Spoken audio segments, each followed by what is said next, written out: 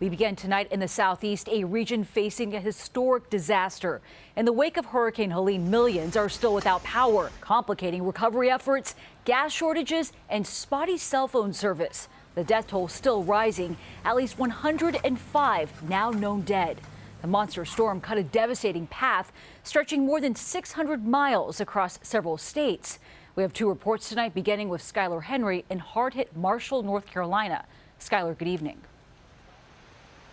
Hey, Nancy, good evening to you. Communities all across this region, including small towns like Marshall, North Carolina, just outside of Asheville, are getting their first looks at the damage. And as you can imagine, folks who live and work here, their emotions are high as they say it'll take years to rebuild. Mountain towns across Appalachia are cut off. Nearly 300 roads are impassable in western North Carolina alone. There has been no power or cell phone service in the city of Asheville since last week, leaving panicked relatives unable to reach loved ones. That's my neighbor's house. It's gone. That's crazy. I literally just looked. I cannot believe that. There was a whole house right there. We spoke to one homeowner in Marshall, North Carolina, who didn't leave until floodwaters were waist deep.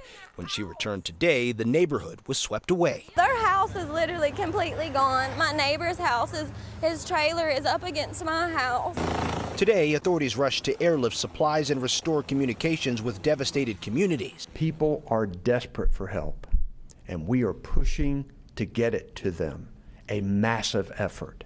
Many people are cut off because roads are impassable. Long lines for gas are snarling busy roads in hard-hit South Carolina. In Florida, where the storm made landfall on Thursday, the recovery is just getting started.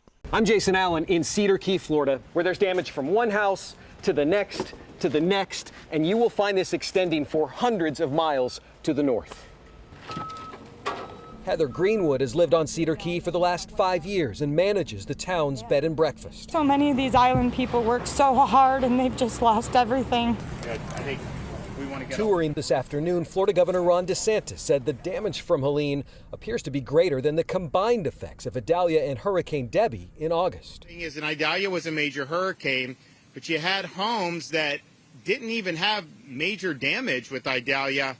Some of those homes were totally destroyed. I mean, it was really, really catastrophic. The governor said most Floridians impacted, except for people in places like this, could have their power back by tonight. Now, we talked to the owner here. She wasn't even going to come back here today because she said there's really nothing left, as you can see, to come back to. In some cases, the only thing they have is the memories that they are finding in the mud. Nancy? Skyler Henry and Jason Allen, thank you.